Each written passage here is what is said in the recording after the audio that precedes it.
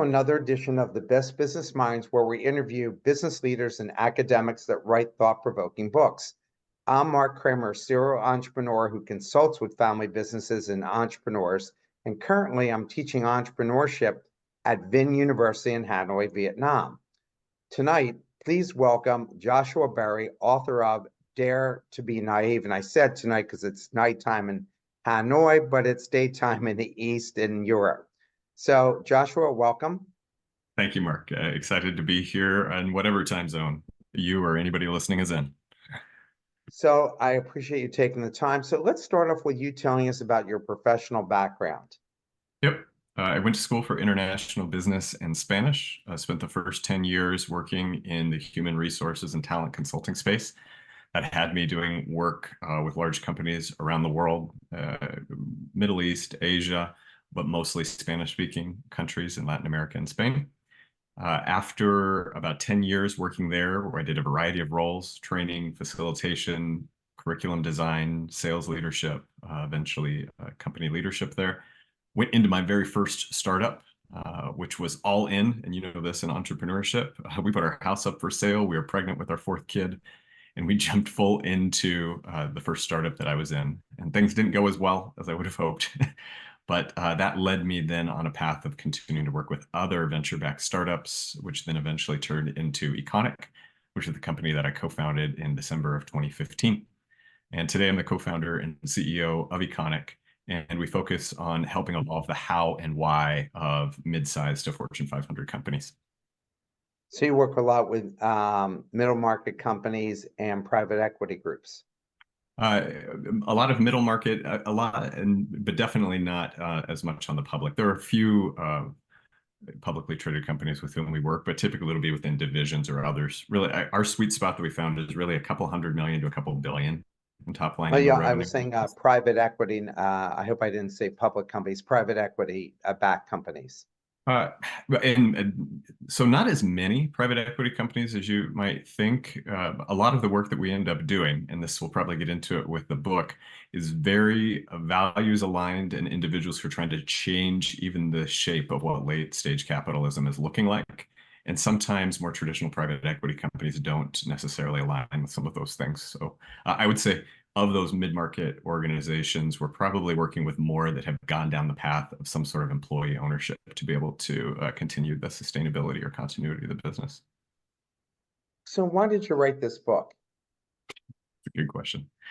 I wrote the book, or at least was inspired to write the book, because I think the way that business is continuing to evolve can shift and needs to shift and change. I think looking at all of the institutions in the world today that have such an impact on society and human behavior, a business has such an impact in terms of the things that we can continue to shift in society. And when I dug into how business is evolving, especially for using business for good, and what I mean by that is not only continuing to help out shareholders, but all the other stakeholders that are out there.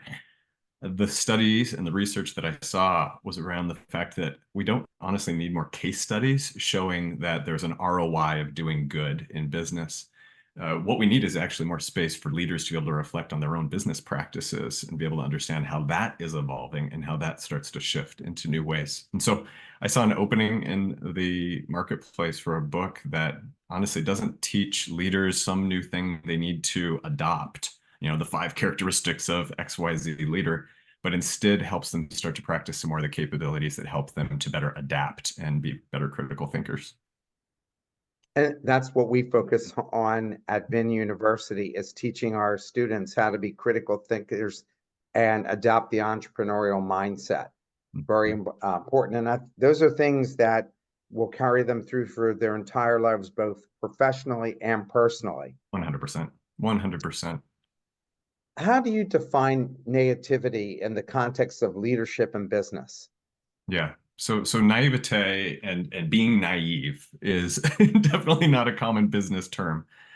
The way that I defined it, and maybe just to tell a bit of the backstory of why that's even the title, Dare to be Naive, is when I was doing the research for the book and reviewed a lot of the interviews that I had of very successful business leaders who were doing things differently than their peers, I found this consistent pattern that a number of them used the phrase, like, this might sound naive, but, and then they shared some great business practice or idea or whatnot. And it really got me to thinking, like, what is it that stops people from just putting out whatever that idea was? Why are they afraid of, quote unquote, being seen as naive? And so, to answer your specific question, the research took me down the path of understanding, like, why are we afraid of being seen as naive, or this idea of too much naivete? And what I discovered was fascinating. And it's truly that we actually kind of misunderstand the word naive. You see, Mark, up until a few hundred years ago, our ancestors used the word in its origins more in a positive to neutral way. It wasn't actually seen as like a pejorative thing. To be Right. naive meant to be natural or authentic or genuine.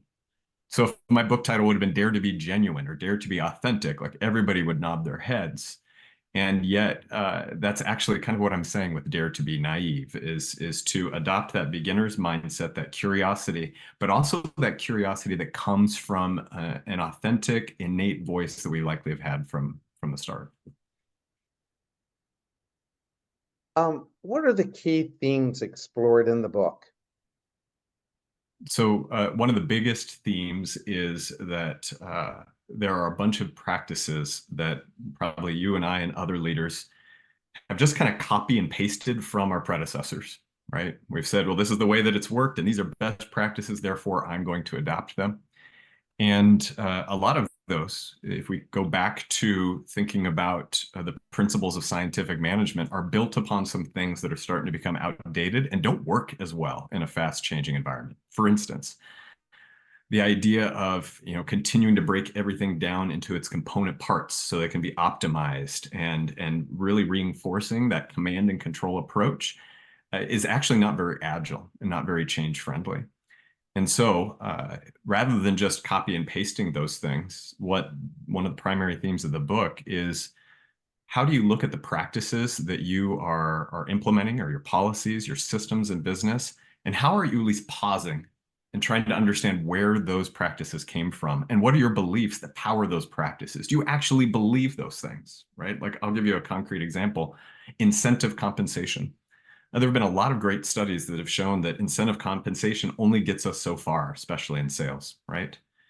Uh, my book doesn't say, and don't do incentive compensation. Again, it's not an adopt this, don't do that. The book teaches people to adapt. And so instead, what my book purports is, okay, incentive compensation, what do you believe to be true about that? Oh, I believe that people who have a variable commission will work harder. Okay, let's take that belief that's underneath that practice. Where did you learn that belief? Is it true? And then what do you gain and what do you lose by holding that belief? And those four questions become a common theme throughout this book that just gets people to stop and pause and remember that they have agency to understand the beliefs that they have that are powering the practices in their business. How do you contrast naivete with cynicism in business practices? Yeah, there's a lot more cynicism that's out there. One of the favorite blurbs that I got on my book was from one of my mentors, Seth Godin. And he said, the world is not suffering from a cynicism shortage. In fact, more of the generous naivete described in Joshua's book is exactly what we need right now. And it's that acknowledgement that obviously there's plenty of cynicism in business. I'm trying to propose being a little bit more naive in business, but it is kind of, as you said, it's a spectrum of those two things. And I'm actually not advocating for extremes of either, right? I'm definitely not telling people go be so naive that you're willfully ignorant and just la-di-da, right? And there's a lot of things that when we adopt too much of a pragmatic, cynical approach, we also don't benefit.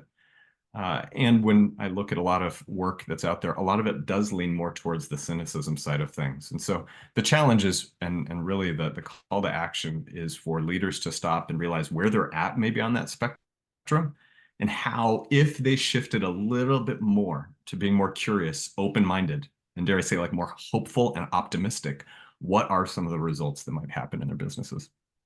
Did you find the people who said that they were naive were typically religious and church-going people, church, synagogue, whatever? versus cynicism, people who don't go to a place of worship? That's a fascinating question, Mark. Nobody's asked me that one yet. Let me go back and think through some of these people. I there was a mix. There was a mix. There were definitely people who I would say were faithful towards something. But I would also say that there were a few of them that I would call more that they believe in things that are a little bit more trans-rational, right? And it goes to this idea that we almost have this like childlike naivete and faith, right, as kids. And at some point in life, maybe it's other institutions. Sometimes it's education. Sometimes it is business. Sometimes it is whatever you want to label it. Says nope, there's a right way to do it, and everything can be proved by the scientific method, and everything needs to be rational, and rationalism wins. That's actually some of the things that cause naivete to start to get more of a negative connotation in life. Uh, Being naif or naive actually translates the origins to being a native. And during the period of Enlightenment and colonialism, being a native was seen as a bad thing. And enlightened people were obviously better. And so why would you want to be naive? Why would you want to be a native? So there's a lot of interesting evolution of where that continued to evolve from. I shared that there's that early, naivete, there's this rational part. A number of the leaders that I interviewed talked about this like third stage in life where they've said, I'm back at a spot where it can be those things that feel rational and intuitively true. And so if I had to like come up with a much cleaner answer to your question, I would say there was an essence of spirituality to a number of the people that I interviewed, not always religion. In fact, some of them had potentially pushed away and kind of pushed away from some of those things and had gotten to a spot of being a little bit more open to saying I'm more spiritual, maybe not as religious as I once was, if that makes sense from a distinction there. Yeah, it does. How did your background influence your views in the book? Yeah, I my background was quite mixed. Um, Grew up in a household that changed a lot. I lived in 15 different houses before I was 15. We had a lot of change. So I would say definitely my background of having to adapt and change a lot fed into a lot of the things that I've led to in life. That said, it also meant that as I continued to move and was in different schools and different cohorts, I always had to try to perform and be the best, or at least that's how I survived through all of that. And what it meant was always trying to be right and be the smartest person in the room. And so I'd say there was definitely a period of time where I feared being seen as naive. And yet, I then did have some things that happened in my life that allowed me to say, you know what, that fear of being seen as naive probably is actually not letting me be my full authentic self, because there'd be so many times that I would screen what I was going to say for fear of what Mark was going to judge there or what some other business leader was going to judge. So my background absolutely impacted that. To your earlier question, I was someone who grew up in a church, even looked at seminary, but then I also fell away from that for a while. Explored a lot more Eastern religions and ideas and philosophies. And so I'd say there's definitely some of that background too that has played into really some of my beliefs and feelings about the interconnectedness of the way that we and systems work today. Is there a particular religion that you kind of feels fits what you talk about in the book? So I had to, it's a great question. I had to, I feel, step away a bit from Christianity and spend a couple of years exploring Zen Buddhism and a number of other approaches to be able to understand some of the things that I was missing. And I would say I'm probably actually more on a pendulum swing back in understanding some of the Christian contemplative practices. So people like Thomas Merton or Richard Rohr or others that kind of have a more holistic approach that are able to say, uh, you know, there isn't a single path here, but there are many paths that are all connected and are meant to help understand it. So I think I've gotten to a spot, at least in terms of seeing the value in specific practices that are there and how those may be useful at a time, and coming back to an understanding of maybe how I might use some of those particular practices, but definitely not near as maybe dogmatic as I definitely was when I was younger. What practical strategies do you recommend embracing naivete in business? So a big one is to catch yourself when you're finding yourself in a closed or defensive spot, right? A sure way to not be naive is to enter a stance where you have to be right or committed to being right. And I think it's very natural, right? We want to protect ourselves. Sometimes we've built so much of what our success is to us that we've gotten to a spot where it feels so fragile that we can't be wrong. And yet, the moments when we can acknowledge that we've drifted into that closed defensive space and we can shift to a different space of being more open or curious, or maybe even more committed to learning than being right, those are spaces and practices. And so, very tactically, what people can do in their organizations is start to adopt some certain frameworks and approaches that allow them to open up to other perspectives or other ideas. Whether that's ensuring that you're having a diversification of the people that you're hiring, it could be adopting meeting protocols that allow for multiple ideas to come into play, or even using some frameworks. There's the six thinking hats of Edward de Bonos. I enjoy that because it intentionally has people look at things from a bunch of different angles and what could be right and what could be wrong and all the emotion and all the fact. And so I think there's some consistent practices that people can put into place there. And maybe a third one that I can come up with a bunch more, but for now, a third Yeah, one could yeah, but be that's that, okay. Keep going. okay, when we have when we have policy or we're starting to go down a path of saying, "Ooh, we need to put this policy into place," to be able to pause for a moment and say, why do we believe that this policy needs to be in place? There's so much belief as organizations continue to grow that they require and they need more structure and systems and policy and rigidity to be able to function. But when you peel it back, there are so many things that are put into place to manage the exceptions to rules versus the vast majority of behavior that's happening. And so if all of a sudden we found a couple of freeloaders who are taking advantage of our remote work policy, how might we help coach our managers to do a better job of managing the performance of a couple of those individuals or calling them out versus changing our entire remote work policy? And we overreact sometimes in terms of the ways that we put in place policies or structures or other things, versus potentially understanding all the potential limitations that it starts to put on us. So again, a very practical one. When you're about to put in a policy because of an exception, stop for a moment and just ask, well, what are we going to gain and what might we lose when we start to go down that path? You're right. It's always overreaction because when you look at the percentage chance of whatever that is that they've made, it's like, well, it's like next to none, Yeah. and it's just an outlier, not a mainstream problem. Yeah, we often outsource management to systems and policies.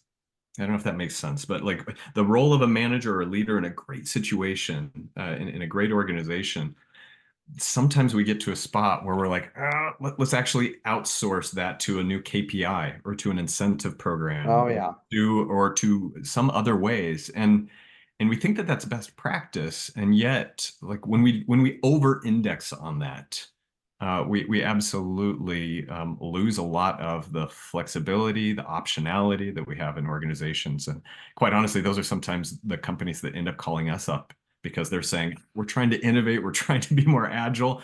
And we're like, well, let's start to unravel some of the things that got you to this spot, which is normal. I think as organizations get bigger, it's people become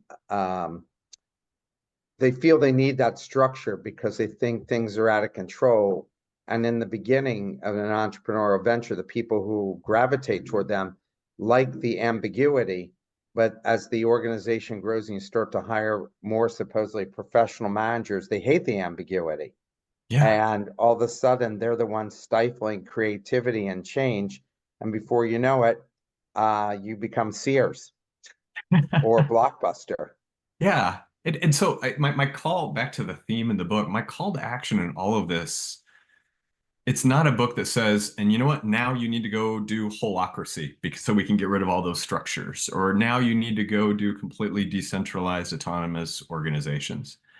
It it's the first step to whatever those next things are for you because it says, hey, you want to put in place those new systems? Okay, cool. What is your belief that makes you think you need to put that into place? Where did you learn it? Is it true? What would you gain and what would you lose by implementing that? And it's because again, I think before we can create new realities, leaders need to be able to see more clearly the reality that they're in, and sometimes even some of those subconscious or bias that they're bringing into a situation, and just again to kind of wake people up a little bit more towards the things that they're thinking of putting into place. How can leaders apply the principles from the book to foster a more positive work culture? Yeah, one of there's a number of different ways. Obviously, if a manager is able to step into a room with their team and say, I don't know, or that's a valid opinion or perspective. It may be different than mine, but I'd like to learn more about where your idea is coming from. I mean, those are very simple things that can help foster a more positive work culture. But I would say there are other practices that have likely been put into place, and I'll share maybe one or two of the ones that get a little bit more extreme reaction from my book. One of the chapters I have talks about encouraging or letting your people have side hustles in their businesses. Now, again, remember, the book doesn't say, go do this, and here's how you let people have side hustles. All of the chapters in the book are meant to present stories and anecdotes, and then to poke somebody in their head and their heart and say, what do you believe? Do you think it's ridiculous to allow someone to have a side hustle when they have a full-time job with you? Great. Where did you learn that? Is it true? What do you gain and what do you lose by holding that? Similarly, like I hope people challenge me when they say, what you let, and we do this at Econic, you let your people have jobs that may even be seen as competing against your work? Yes, we do. And there are things that I gain and there are things that I lose by doing that. But I'm going into it with eyes more wide open. And I choose to see that, and this is where I think some people think this dare to be naive thing is throwing rationality out the window. It's actually bringing a greater sense of rational thinking and critical analysis to things to say, okay, I'm going to let John on my team go get a coaching certification. We offer coaching, but I'm going to let John choose if he runs his coaching that he finds from a third person out here through our business or on his own, because I trust him and I want to have those conversations with him and he's able to do it. I'm going to gain and I'm going to lose some things out of that, but I want to handle that on a one-to-one basis. And honestly, the trust and the belief that I have into that, it's interesting. It creates these virtuous cycles that it almost always comes back and pays off in the long run. I would guess, but I'd like to hear, has that helped your employee retention? 100%. I've had people who've said, "Oh, I've never been in a job more than a couple of years, being with us several years." Uh, but I would also say, like it, and this is the weird thing about it. I'll give you a concrete example of someone who joined our team back in 2017. Was one of our best hires. It was the person, one of those consultants that we brought in that we were paying her more than me and my co-founder. Like we couldn't wait for her to join our team. And after about 8 months, she called me and let me know that she had this dream job to leave the States, move to the UK, open up a new division for Spotify. Uh-huh. And she was so excited about it, but saying, like, what should I do? Again, me as manager, leader here, brand new person, we had a strong enough relationship that she was able to call, say what to do. I was in a spot where I was like, man, this is amazing. This is great. We talked Yeah. about how she should strategize for the interview. We talked about it when she was over there halfway through the trip, that of course they paid for her to go see Amsterdam and London and everything. She called and said, hey, this is what they're thinking of for salary and for relo. Like, what should I do here? We talked and strategized through that. She took the job. So that wasn't a retained employee, but I'll tell you, Mark, that our director of ops eventually came from her as a referral. Our director of marketing came from her as a referral. And she rejoined our company last summer when she was in the next stage of life and is ready now to do the next thing. But it comes from like this belief that like, I'm going to prioritize this even over like holding really, really tightly to what traditional business says I need to be measuring and doing. And yet like innately at the heart of it, I want her to be successful. Like I want her to thrive. And that sometimes is in conflict with maybe what I want to thrive. And yet, like if it, I don't know, it just the world works in a different way than what I can hold on to, right? I 100% agree with you. I once had an office manager who ran our events, and one of our clients came to her, didn't tell me, and offered her a job. And she came to me and said, "Hey, I got offered this job from the client." And I said, "That sounds great." I said, "Let's get him on the phone." And he was totally shocked that I knew about this. And I said, "Listen, I think this is great. It'd be a great opportunity for her. I just want to know that it's a 1 year guaranteed contract. That's all I care Good for about, you. is that's a 1 year guaranteed contract. She's Advocating for guaranteed her. with me." Yeah. And then we heard silence on the other end. I said, "Well, how much are you guaranteeing? Like, she can't leave this job for your job if you're not going to guarantee it." And I'm negotiating on her behalf. And he goes, "Well, I mean, we have like a 60-day period."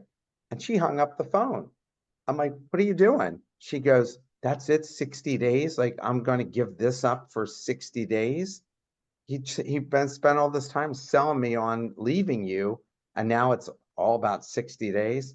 So I always find if you look in the best interest of your employees and they sense it, that there's a loyalty that goes beyond money. That if I used to tell every employee, if I hired you and somebody didn't try to hire you away within a year, I made a big mistake. Yeah. Yeah. I think that's a great philosophy, Mark. And I appreciate so much that story. You have to be playing a different game, right? You have to be playing a different game if you're going to do that. If it's more short-sighted, if it's more about maximizing what's in it for me, it makes what you did a lot harder, right? And yet, if you start to see that maybe you're playing a different game, it starts to open up what is possible. And I don't know. This is where again, there are things you gain and things you lose. So even as you may be hearing what I'm saying here, I encourage you to think about what your beliefs are and how they match up with your business practices. And that's the big win out of all of this is even if you're like, man, what Mark and Joshua just did, that's ridiculously naive.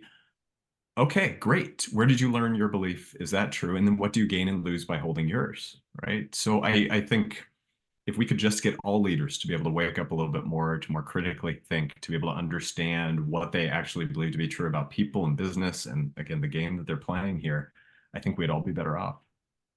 Well, it would certainly reduce that percentage. See in surveys where 77% of people are unhappy in their jobs. Hmm. And I Hmm. think that number would be greatly lowered if, in fact, you're looking out for their best interest and what's going to motivate them, and you'll get the residual benefits. Next question is, how do you reconcile the notion of chosen naivety with the practical realities of business where trust and goodwill might sometimes lead to negative outcomes? Yeah. My first question back is what are the practical realities of business? If we just ideate on that a little, is it I got to make payroll, or like I'm there? Um, I'm trying to think because there's a little bit of an assumption based even in that question of they can't coexist, right?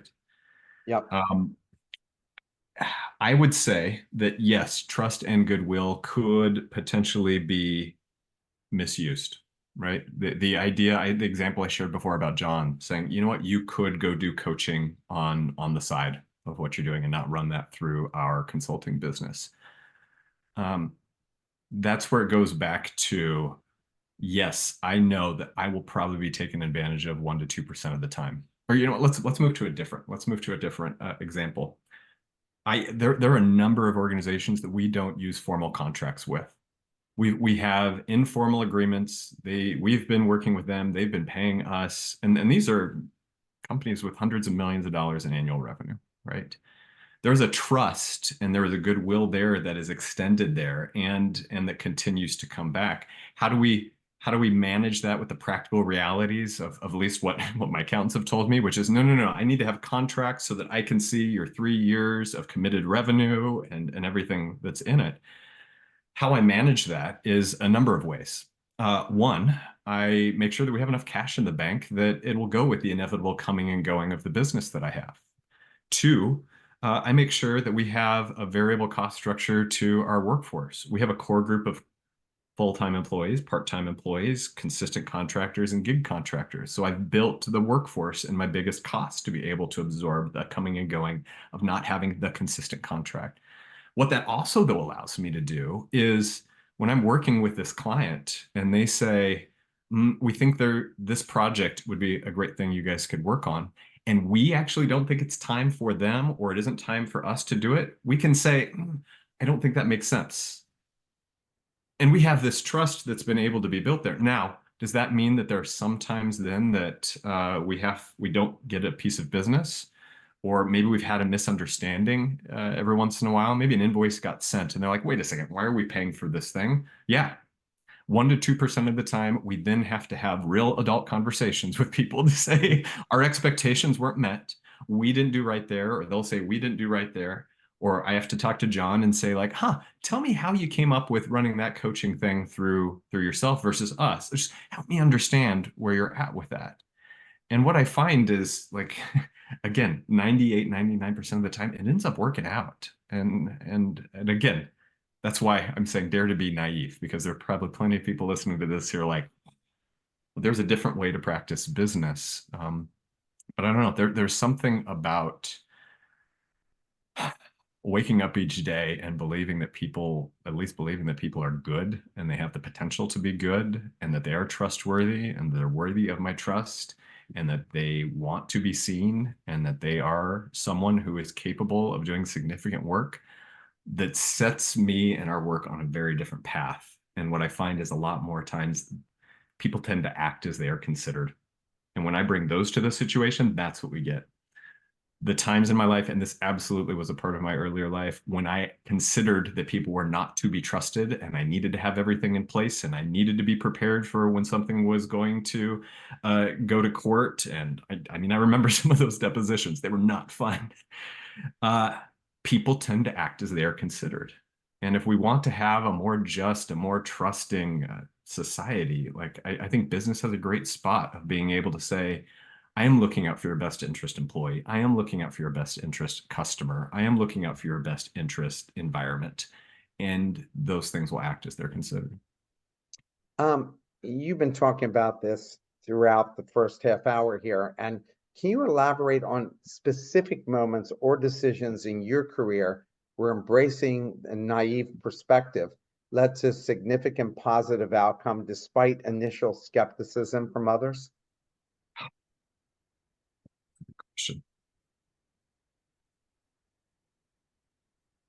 Yeah. And one's for us and also something that we kind of teach some of our clients.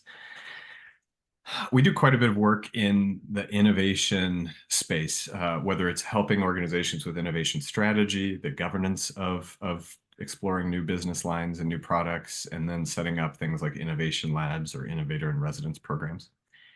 And one of the naive approaches that we take, and I'll use the concrete example of ourselves as we've approached this, is when you are thinking of bringing a new solution to the market, putting it out there and saying, I don't know if this is the right solution out there. In fact, we're going to start off doing some interviews to even understand if we know the problem space well enough.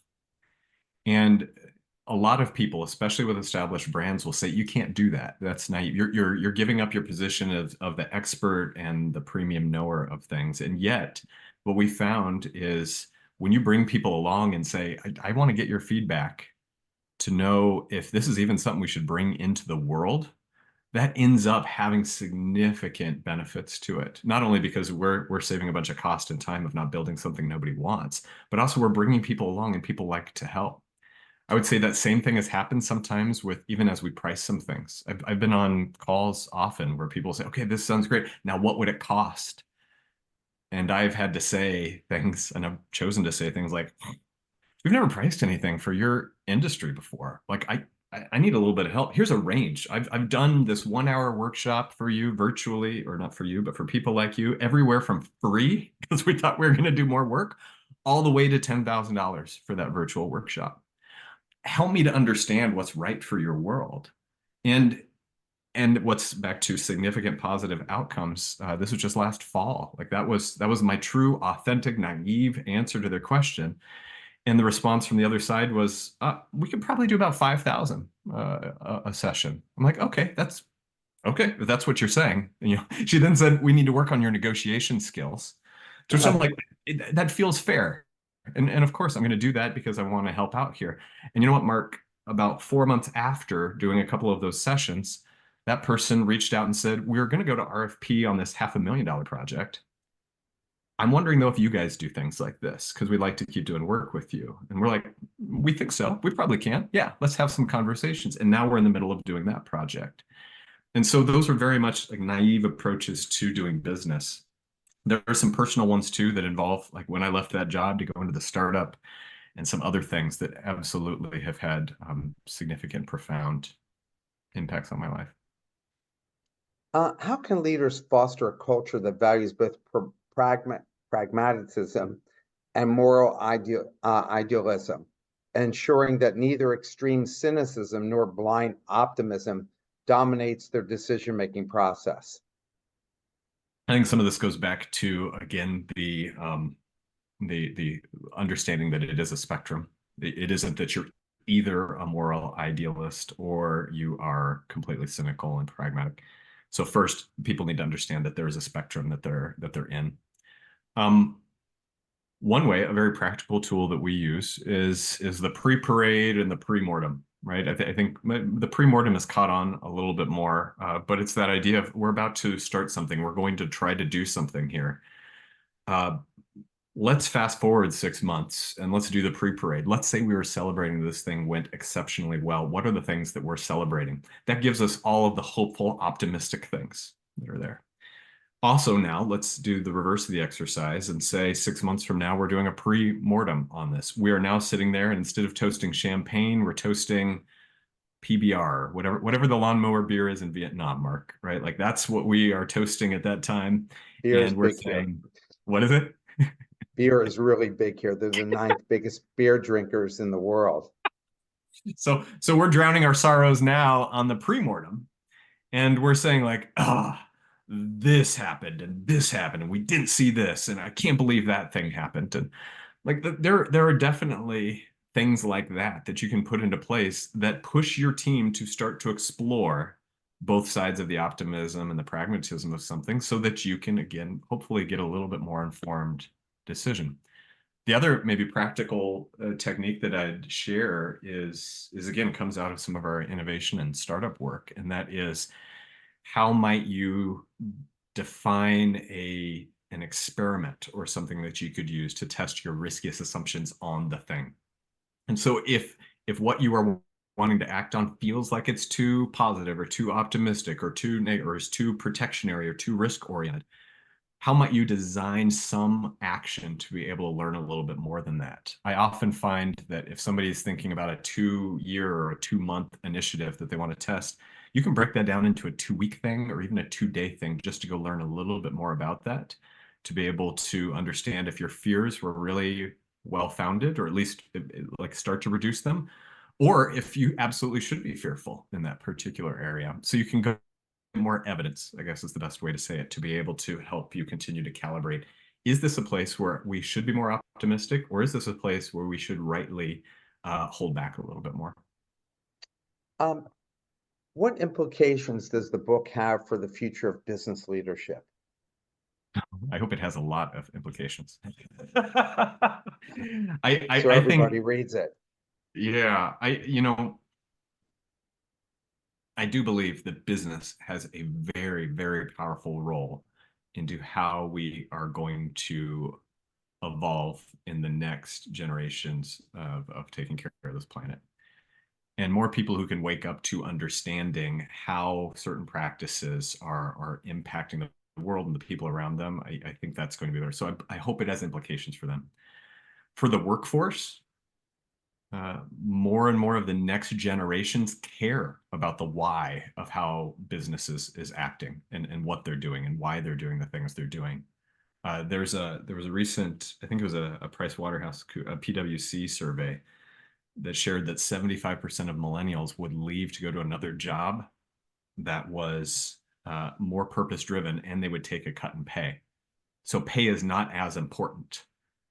Similarly, and this is anecdotally, a few of our clients were talking to us about they're struggling to find people who want to take on leadership, who want to take on that extra responsibility, because some of the younger generations that they are specifically working with are saying, I'm good. Like, I'd rather work 30 hours a week for less pay than what I saw my parents doing or whatnot. So the Oh, no question implication, about it. Yeah. right? So the implications of leadership have to be about what are the practices that we just bought wholesale, copy pasted from the past, and what do we believe? Where did those come from? Are those true?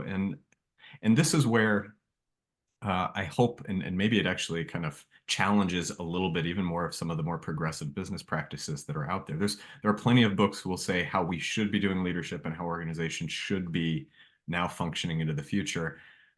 I take a little bit more of a Switzerland here in that all I'm trying to do is get people to wake up to what are the practices that you're thinking of. It's back to what I said before about just making the unconscious conscious, right? I think it was Carl Jung who said that until we make the unconscious conscious, it will direct our life and we will call it fate. And I believe that we just need, whether you're going to continue to take practices from the past, or even if you're going to take practices that people are espousing for the future, in either space, you need to stop and say, well, what is it that I believe, and what will I gain and what will I lose by adopting this new thing? Because there's always trade-offs for the things that we do in business. No question about it. How does the book address ethical considerations in business? Um, the broad answer is when people are looking at decisions, I hope, and practices, I hope that they look underneath of it and say, what do we believe? And that some of those gains and losses do get down to ethical spaces. But maybe I'll share one of the more specific stories in the book, and that was around Patagonia, especially in their early years. And that's my next Oh, question. may I use that example now? Is that all right? Yeah, yeah, sure. Okay. So Yvon Chouinard, founder of Patagonia, even before it was called Patagonia, it was interesting. All the research that I did, and I use that story at the beginning of the book to position, again, not a go do work and be a business like Patagonia, but to highlight how their continual reflection on their beliefs changed and shifted their practices.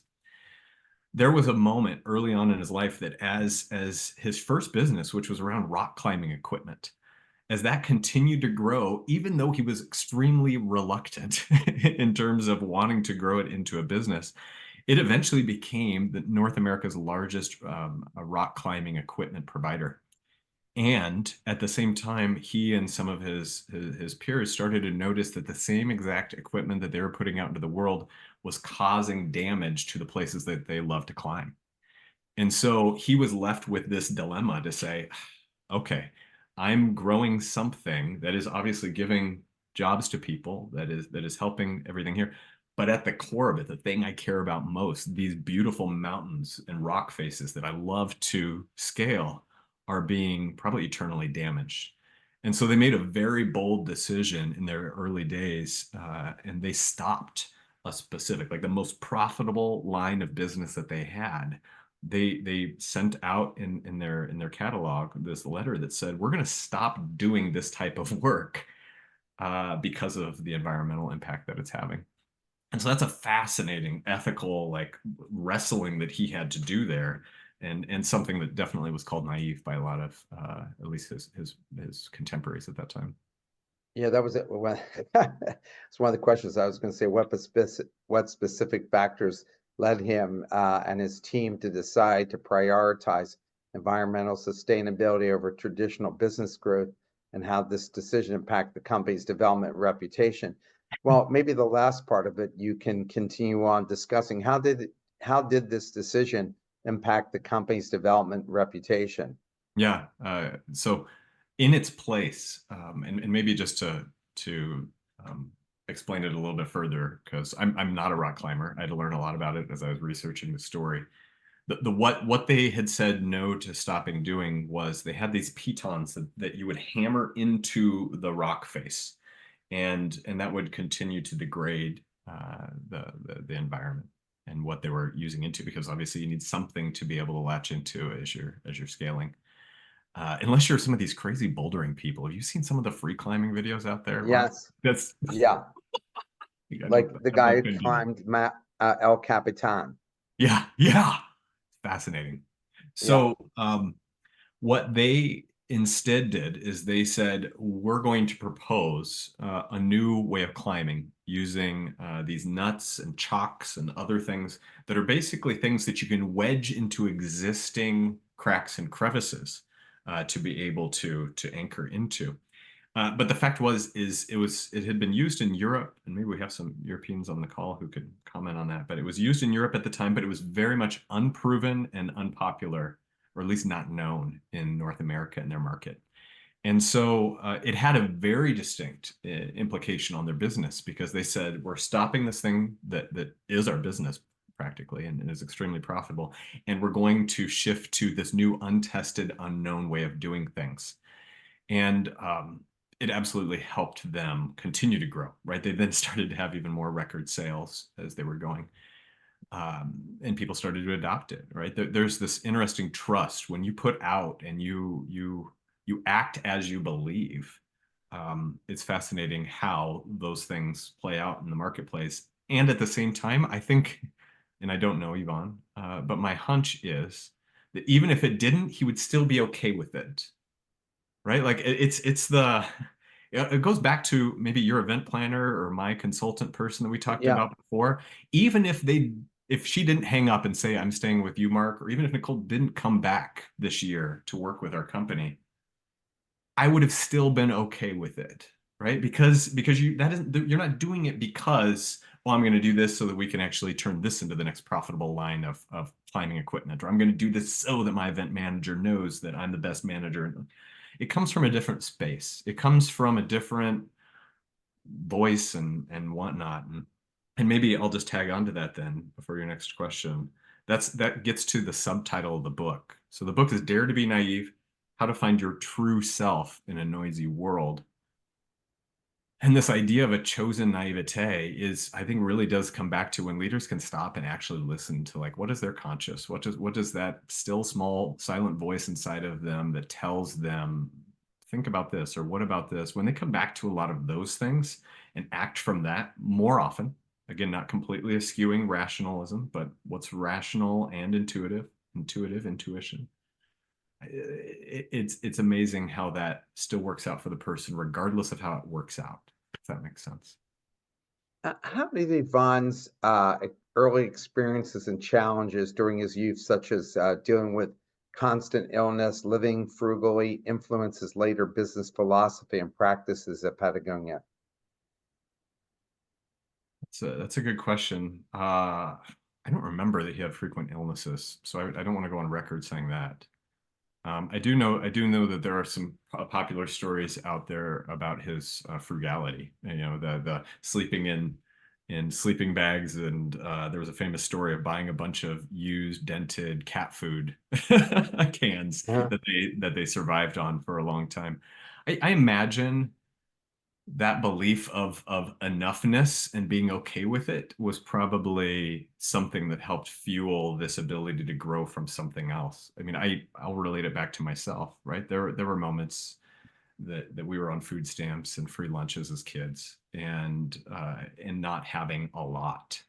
And you can probably go down a path then when you get older of, like, then I need everything to make up for when I'm younger. Um, or another variation of that is, look, I've been able to survive with a lot less than what I got right now. And so by being able to have a place that you can grow from that, I imagine for Yvonne, that is something that is there. It also pushed him, I think, to continue to be in nature and the things that he loved the most. So I'm sure that some of that obviously did have some sort of continued habitual cycle for him to appreciate some of those things. You mentioned that businesses, okay. You mentioned that businesses can create virtuous or vicious cycles based on their actions and beliefs. How can business leaders effectively identify and break out of vicious cycles within their organization? And additionally, what steps can they take to cultivate and sustain virtuous cycles that align with their core values and promote positive impacts authentically? Oh boy, that is a big question. Let me unpack virtuous, vicious cycles, and then we'll go vicious, and then we'll go virtuous. Yeah. Um, so the idea of virtuous or vicious cycles, right? It's the Pygmalion effect. It's this idea that yeah, I even said it before, like people tend to act as they are considered. My actions oftentimes have an influence on your actions.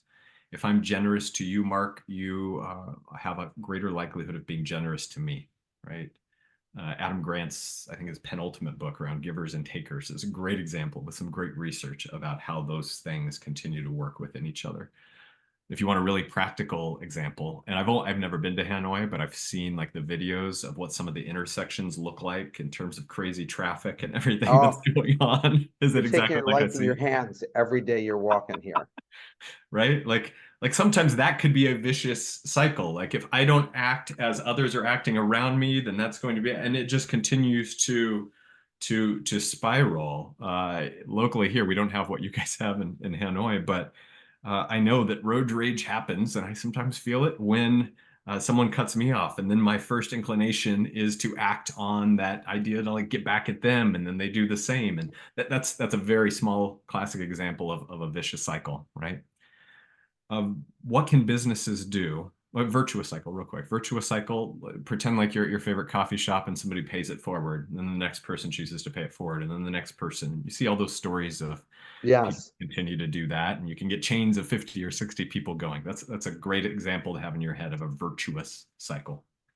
Yep. It's you trusting your event manager, who then brings that trust back to you, right? Yep.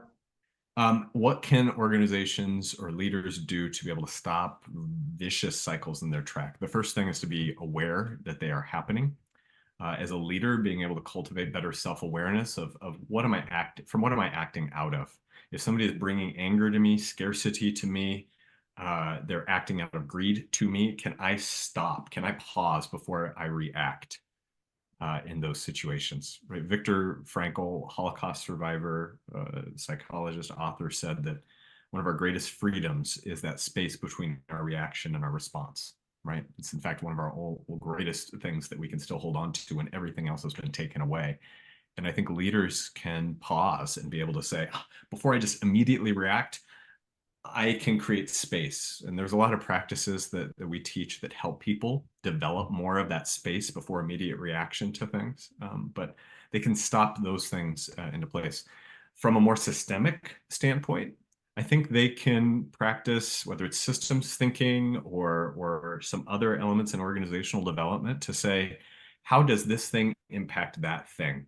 And is that the type of cycle that we're wanting to have? You know, we brought up incentive comp before.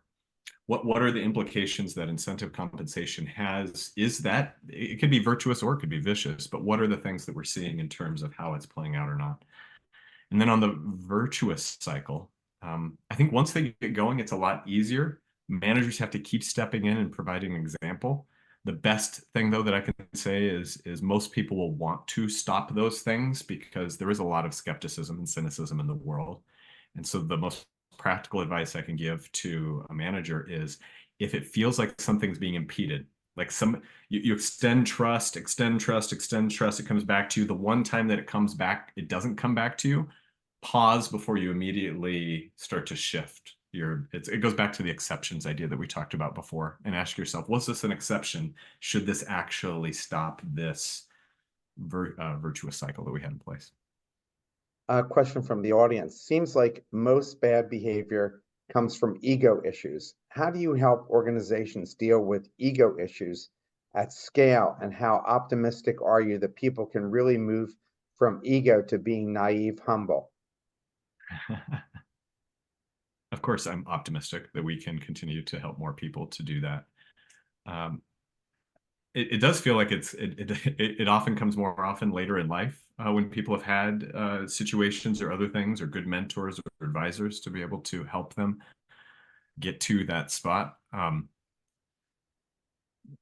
Being able to create situations where people have to at least be aware and confront some of their ego and what success means for them and where their value comes from and what labels they assign to themselves, etc.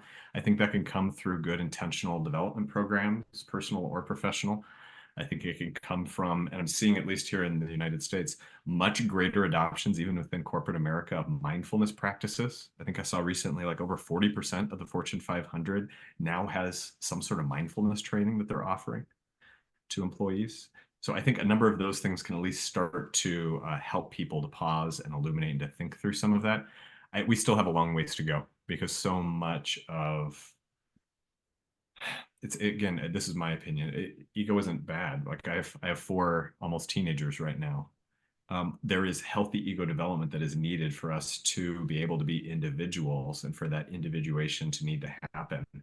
And yet, we continue to mature and continue to grow. We need to have an understanding about what is that ego's proper place in all of this. It doesn't completely eschew it, because I think the drive and the passion that can come from that is important and it is an essential part of being human. It's about how do we bring it maybe back into better balance with what is my connection to you, what is my intuition, what am I emotionally feeling here, etc.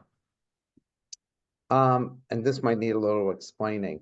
How did Manesh Singh approach to designing the internal talent mobility platform in Schneider Electric reflect her belief in prioritizing employees' needs and preferences over the organization? So you might need to explain who this is and then answer the question.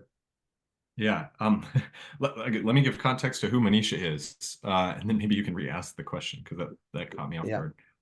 So in one of the chapters in the book, I wrote a specific part to support some research around. I think that the title of the chapter is "Building Love and Compassion into the AI," and Manisha Singh was VP of talent for Schneider Electric, large multinational. And what they were confronted with is building and basically an internal job board.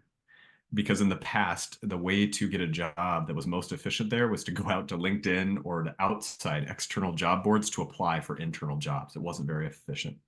When they were designing some of the elements to their internal system, they had to make considerations, which were things like, if Mark applies for a job, should we inform Mark's boss that Mark is applying for that job?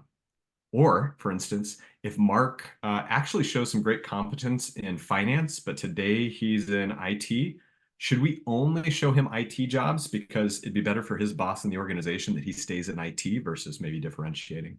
And so they had to make considerations and ideas to say, are we going to prioritize the individual's need even over the organization or maybe that leader's need of who they were? And so it forced their team to go back, and you can read about it or listen to it on the audiobook, that they really had to dig into what is it that we believe to be true about people and their priorities. And if we worked and trusted in those things, could those ultimately work out for the best interest of the person and the org? And here, I guess this is the final question. Did that help them retain talent? Absolutely did. Absolutely I did. mean, They were able to retain more did they have people. a much higher rate? Higher rate, a greater transferability. So that was the other thing that was amazing too, is retention in a specific job. That didn't actually happen as much. Retention in the org absolutely went up, and cross-skilling, cross-growth, people giving opportunities to people they wouldn't have considered before. All of those other benefits that make for a richer culture absolutely improved through that. Josh, it went too fast. I was going to say that was a full hour, wasn't it, Mark? Yeah. So I appreciate you taking the time to speak with us. The book was terrific. something that leaders, especially young leaders, need to take and reflect on so they create a positive culture where people feel they can grow and don't want to leave because they feel they have all these options. And I admire and think it's right to allow people to take these second jobs because you know how expensive it is to replace talent and to Yeah. find people that fit into your culture. And if you can give them other options to, I guess, feed their need to have some independence, make some more money, but at the same time, they're doing great work for you. Why not, right? Yeah, yeah, absolutely. Well, I appreciate that. And just to reiterate, so people get the point of the book, I hope somebody who's hearing this disagrees with you. And I hope that they then say, nope, I think they should just focus on their job. And then what emerges from that is a dialogue of two people saying, here's why I believe this. And this is what I know I gain and what I lose from that. Here's why I believe, Mark saying, I believe this. Here's what I gain and here's what I lose from that. Until we can create space for more dialogue, for different perspectives to come at things, we're not actually going to continue to grow as a society. I think as you get older, you realize there's no one right way to do it, even Yep. if you disagree with the other side vehemently. So I Yep. appreciate you taking the time to speak with us. I hope to see you all next Friday, and I hope everyone has a wonderful, safe Memorial Day weekend. Thanks, Mark. Good to see you all. Thanks for everybody for joining today.